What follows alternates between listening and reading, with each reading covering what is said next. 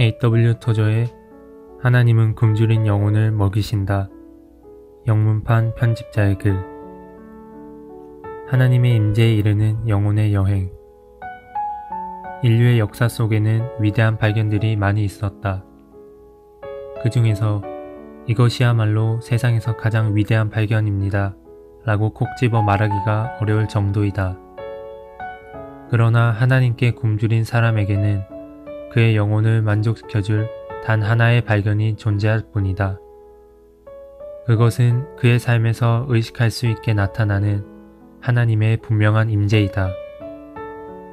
토저 박사를 하나님의 임재 체험에 관한 전문가라고 말해도 전혀 이상하지 않다. 지금 당신의 손에 있는 이 책은 토저 박사가 발견한 가장 위대한 것의 신비를 밝혀준다. 이 책은 하나님의 임재가 그리스도인의 삶에 어떤 의미를 갖는지를 밝혀내는 여행서이다. 그리고 토저 박사는 이 순례의 길을 안내하는 노련한 안내자이다. 진리를 속이는 자들을 경계하라. 당신이 이 책을 읽어나가다 보면 다음과 같은 몇 가지에 주목하게 될 것이다. 첫째, 토저 박사가 이 책에서 말하는 모든 것은 믿을 만한 성경의 진리에 근거한 것이다. 그가 지적하는 중요한 사실은 성경이 말하는 어떤 진리가 성경의 다른 진리와 상관없이 홀로 서는 것이 아니라는 것이다. 이 사실을 간과할 때 교회의 이단들이 출현한다는 것이 그의 진단이다. 성경의 어떤 한 부분을 다른 부분들에게서 분리하여 홀로 서도록 만드는 사람들이 생겼다면 그것은 성경의 진리가 무너지고 있다는 경고음이다. 누구나 성경에서 자기가 듣기 원하는 것만을 듣는 잘못을 범하기 쉽다. 세상의 모든 이단이 성경에서 출발한다. 하나님의 말씀은 전체적으로 조화를 이루기 때문에 어떤 하나를 독립적으로 떼어내서는 안 된다는 것을 모르는 이단들은 특정한 한 구절을 비정상적으로 강조한다. 토저 박사는 종종 성경이 하나님의 말씀으로서의 역할을 제대로 하려면 성경의 모든 부분들이 참여해야 한다 라는 취지의 말을 하곤 했다. 그런데 많은 이들이 갑자기 이상한 것에 빠졌는데 토저는 이 이상한 것을 그리스도 없는 신비주의라고 불렀다. 그 무엇보다도 위험스러운 이것은 오늘날 아주 희한한 기독교를 만들어냈다.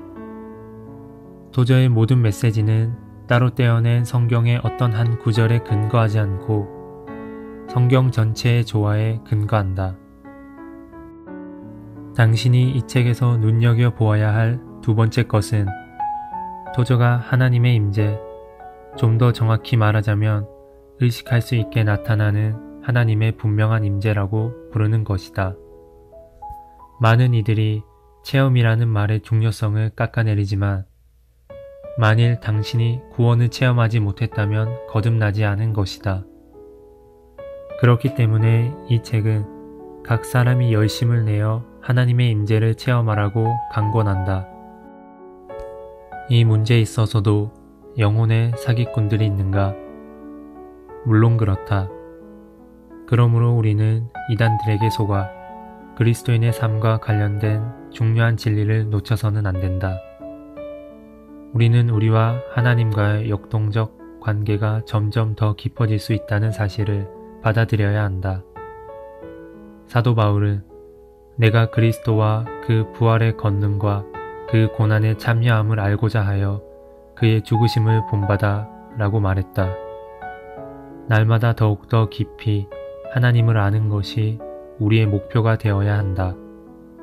이 책을 읽으면 당신의 마음이 하나님의 깊은 일들을 향한 열정으로 불타오를 것이다. 하나님의 신비를 맛보라. 만일 토저 박사가 오늘까지 살아있다면 미디어를 통해, 특히 텔레비전을 통해 우리의 귀에 들리는 메시지들 중 어떤 것들에 대해서는 경악을 금치 못할 것이다.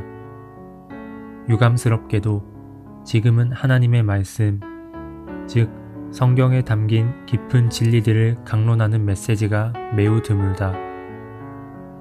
도저는 껍데기만 남은 경건에 대해 비판적인 입장을 분명히 했다. 경건의 모양은 있으나 경건의 능력은 부인하니 이 같은 자들에게서 내가 돌아서라 라는 말씀을 따랐기 때문이다. 우리도 이를 경계해야 한다. 그는 교회 안에 들어온 연애 오락을 맹렬히 공격했기에 당신이 연애 오락을 아주 좋아하는 사람이라면 이 책을 좋아하지 않을지도 모른다. 이 책은 일반적인 수준을 뛰어넘어 뜨겁게 하나님을 알기 원하는 사람들을 위한 책이기 때문이다. 내가 한 가지 당부하고 싶은 말이 있다. 아마 당신은 토저 박사의 모든 견해에 다 동의하지는 못할 것이다. 사실 그도 당신이 모든 점에서 그와 똑같이 생각하기를 원하지는 않을 것이다. 그의 목적은 당신을 설득해서 그의 편으로 넘어오게 하려는 것이 아니기 때문이다. 오늘날의 사회에서는 사람들이 종교적 소그룹들로 분열되는 경향이 있다. 소그룹 안에서는 모든 문제에 대해 모두가 똑같은 견해를 가져야 하며 단 하나에 대해서라도 견해를 달리하는 사람이 있다면 그는 다른 그룹으로 넘어가야 한다는 편견이 널리 퍼져 있다. 토저는 이를 우스꽝스럽게 여겼다. 물론 우리 모두가 받아들이고 고수해야 할 신앙의 기본적 진리들이 있다. 그럼에도 불구하고 우리는 토저의 주장과 같이 언제나 신비의 영역을 남겨두어야 한다. 영적인 것들 중 많은 것이 우리 모두에게 신비로 남아있다. 이런 신비로운 것들에 대해 모두 정의하고 설명하려고 시도한다면 어려움에 빠지게 된다. 영적인 것들에 관해서만큼은 셜록 홈즈처럼 모든 것을 다 밝혀내야 한다는 강박관념을 가진 사람들이 많다. 그들은 영적인 모든 것에 대해 가장 작은 부분까지 알고자 한다. 그러나 신앙의 지극히 세부적인 것들까지 다 알아봤자 바리새인들처럼 교만에 빠지는 것 말고 또 무엇이 있겠는가? 열정을 가지고 노력하는 것은 좋은 일이지만 영적 여행에 아무리 깊이 들어갔다 해도 우리가 모르는 신비로운 것들이 남아있게 마련임을 잊어서는 안 된다. 토저 박사는 이 책에서 하나님의 임재를 체험하는 신비를 맛볼 수 있는 방법을 가르친다. 또한 이 책의 각 장 끝에는 그 장의 교훈의 핵심을 보여주는 찬송가나 시 한 편이 들어있다. 시간을 내어 이 찬송가나 시를 묵상하는 것은 결코 시간 낭비가 아닐 것이다. 토저 박사가 날마다 주님과 동행하는 훈련을 하는 방법 중 하나는 찬송가 책에 푹 빠져서 시간을 보내는 것이었다. 하나님이 당신을 위해 준비해 놓으신 것들을 영적 여행 속에서 모두 체험하는 은혜가 당신에게 임하기를 바란다. 그리고 이 책을 다 읽었을 때에는 당신이 전능하신 하나님의 분명한 임재를 사모하는 사람으로 변해 있기를 기도한다. A.W. 토저의 하나님은 굶주린 영혼을 먹이신다. 영문판 편집자의 글.